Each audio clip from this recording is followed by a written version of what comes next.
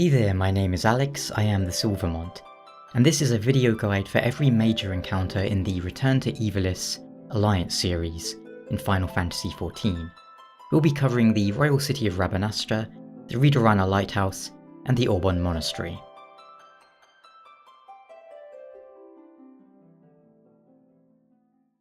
This fight is uncommon in that adds will be there from the start. Kill them and any other adds that spawn during the fight, as you would normally. When you see aquaspheres spawn, kill them immediately. These will be a recurring concept in Ivalice raids too, spheres that must be killed. Typically there will be 3 spawned around the map, 1 for each party. Always prioritize them. If you have blue orbs tethered to you, do not stand on the ice track. Kill the frogs that spawn as they will generate bubbles you can use to avoid the otherwise unavoidable tick damage. Try and keep targeted AoEs away from the bubbles as well, so they don't burst them. If the ice orbs are tethered on you, run away from them.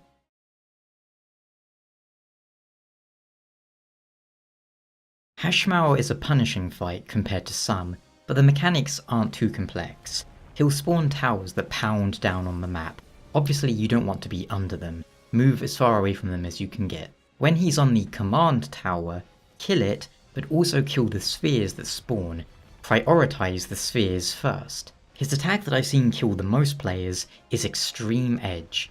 Hashmal will move to one side of the map and then rapidly fly across. One of his arms will be massive and on fire when he does this. Make sure you aren't on the side of that arm, or you'll almost certainly die. Remember to use Sprint here, or other relevant movement abilities to get out of danger. As with the spheres, if he spawns golem adds, prioritize them.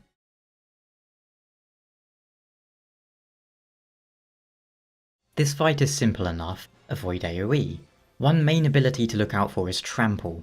The boss will move rapidly in a figure 8 and deal heavy damage. Once you've witnessed the ability, it'll be easy to avoid in future instances. Just remember the name of it when he's casting it so you know to preemptively get into position. He'll use a move similar to Ifrit's Clones Charging in Straight Lines ability as well, and spawn adds that must be killed whilst he charges his ultimate attack. This one has a very long cast time once he activates it, so a good time to raise or otherwise channel things such as meditate. When everything goes dark, just run up to the circles on the floor and click on them to activate them.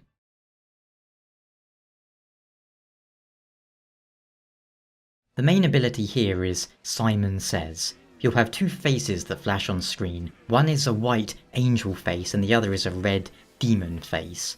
If the white face appears, then you must do what the game tells you to, such as keep running, or look away. If the red face appears, then you must do the opposite of what the game tells you. When he distorts your movement, run in the direction of the arrow until you reach the safe spot. The rest of the fight is largely just avoiding AoE and killing adds.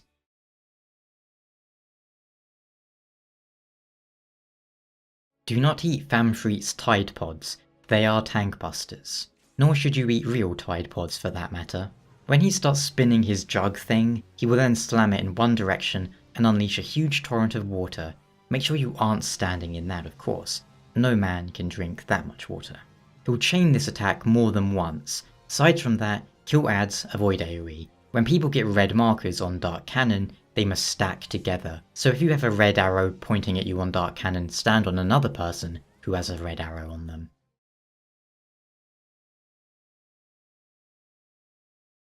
When the boss spawns clocks on the floor, there'll be fast moving clocks and slow moving clocks. Stand on the slower clock until the fast one explodes, and then move off the slow one to avoid that one. When players are tethered, take it to the outside corners of the map, and make sure you don't touch the tether yourself. The further or longer the tether is, the less damage the tethered person will take, but it will also increase the risk of someone walking into it. If you have high health, consider standing very close to the source of the tether. Time Bomb will place a comet circle style thing on the ground. You must stand on it to move the direction of the attack. Typically you want to stand on it to activate it twice, pointing it out and away from the group. It is worth pointing out that it is activated by standing on it multiple times. So for example, one player would need to enter it, leave it, and enter it again to activate it twice. Aside from that, kill adds, avoid ultimate attack, win.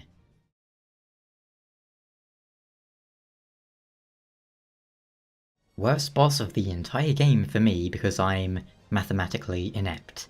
The robot will combine AoEs with stack markers. Obviously, if you're marked for damage, don't stack up on the player marked for stacking. The boss has many AoEs for you to enjoy avoiding. Watch out for Dispose when he moves to the middle of the arena, because he'll start rotating on the spot, shooting wide laser beams that deal very heavy damage. You must needs stand right behind him and rotate with him as he spins. Sprint is suggested when he does this in the latter half of the fight, as he'll be rotating much faster. When he draws the alliance into another area, each party will need to kill an ad in order to return. Group A will fight Magneto. If you're tethered to a player with the same polarity, move close to them. If it's the opposite polarity, spread far away from them. Group B just needs to avoid attacks easily, and Group C will have square icons flashing. Remain motionless until they vanish. But the worst part about this fight is the mathematics. Computation mode will reduce every player to 1 hit point, and then ask them to solve a simple puzzle. For example, he'll want your total health to equal 5. One of the circles will be noted as 4, so you stand in that one and it'll be 1 plus 4 equals 5. There will also be ones involving prime numbers, such as make sure your hit point total is a prime number. Unfortunately, there's no real solution here outside of solving the problem, so it depends entirely on how fast you are at calculating things. If you're like me and very slow, it'll suck. And just for fun, once you've beaten the dungeon, don't leave via the portal, but return to the room where you fought Construct 7 for a interesting sight.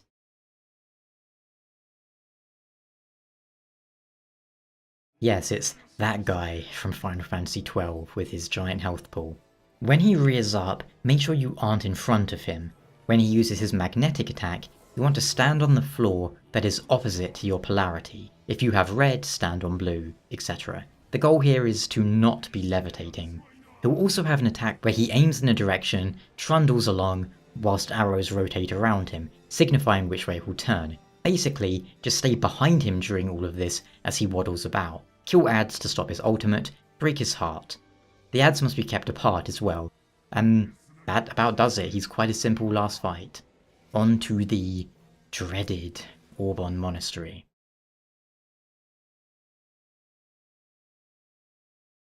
The most important thing to note for the Mustadio fight is his sniper ability. When he has the cutscene for brandishing his rifle at you, he'll have a circle around your character with a small gap or break in it. Make sure you point that gap towards Mustadio. His left and right attacks won't have AoE markers until it's almost too late to avoid them, so watch out for this skill being cast and position yourself accordingly. If he's casting left, stand on his right, and vice versa. His maintenance attack is a little confusing to explain, but easy to deal with once you understand it. Essentially, he will fix several robots that then attack the party. If Super Mario repairs the robots that are outside of the boss arena, those ones will attack in a straight line. If he repairs the ones inside the arena, they will explode around them. So you want to stand in a spot that isn't in front of the outside robots or near the inside ones. For the most part, you should be okay following the pack, so to speak, as your fellow party members avoid it, but it should be easy to understand where you want to position yourself after 1 or 2 casts and seeing it for yourself.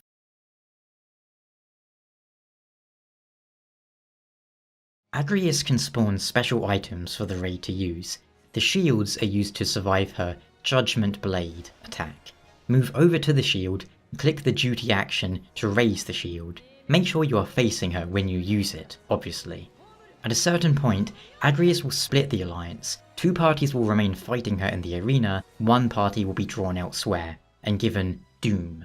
To survive Doom, they must needs kill all ads. The ones that move can be killed normally with your normal abilities, whereas the ads that are motionless must be killed with the special sword action. Players in the other groups, meanwhile, will need to save players who've been stuck in crystals by using the sword action to break the crystal. The special ads she spawns are Sword and Shield Knights. Kill Sword Knights normally, but the Shield Knight must have his shields broken with the Sword Duty action.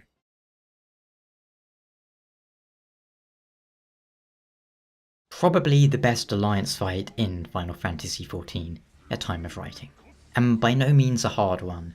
The Thunder God is an extremely visual fight, however, so you will need to be paying attention if you hope to survive. Each party will spread around Cid. He has 3 Thunder God Holy Swords with different animations. When he points the blades straight down, you must go close to him. When he raises them up in the air, you will need to stand to the sides of the blade, because they will come straight down. When he gathers them at his side, you must move away from him, because he will do a spin attack that hits everything close to him. It might sound confusing, but once you've done it once or twice and seen the animation and the order he does them, you will understand. Duskblade will spawn 2 red circles per party. You must have 3 people standing in each of them. It's okay to have more than 3 people, but not less. If he marks you with Shadowblade, move away from the group. Crush Helm is his tank buster, and it hits all 3 tanks. Crush Armor is a tether. If you have the tether, keep it for 1 attack, 1 being hit by the boss, and then pass it on to another player. Essentially, you want to pass the tether around the group after each attack. Crush Weapon will do a significant AoE to the marked player. They must run away from the group, and it will strike several times, so keep moving. The crucial part is to be away from the other players. 1 death is unfortunate, but very easy to recover from in most situations, compared to dropping it in the middle of the group and killing everyone. Finally, when Cid uses Crush Accessory, he'll spawn 3 ice spheres. Make sure you move over to them and kill them immediately. When they are spawning, the ground will turn all icy, so make sure you look to the right area to go to the ice sphere.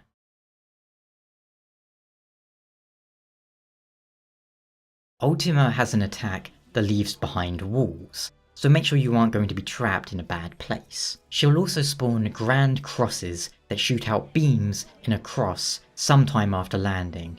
Just make sure you aren't standing in front of any of their sides, or indeed underneath them when they fall down. She will also summon versions of the other bosses you've fought up to this point, so keep an eye out for their attacks. Not long into the fight, she will go ballistic and summon all 3 at once. At this point, you don't need to worry about doing any damage to her, just 100% focus on avoiding the mechanics and the attacks until the summons automatically vanish. Following this, you have a fairly long window to revive, buff, or channel. Kill the head that bursts into the shield immediately. Once she descends, the true fight begins. Watch out for grand crosses. They will be moved across the arena with her east and westward march winds. If you see arrows moving across the floor, follow them and stand on the final one to intercept an aerial attack. She'll also push everyone back into a maze area, where you simply need to find your way back to her and stopping movement when necessary to avoid the bombs. Basically, stop moving when you have the square thing flashing above your head when it's about to tick down. You can't use any abilities until you reach her. Aside from that though, it's a combination of other mechanics and AoEs that you've mostly experienced up to this point.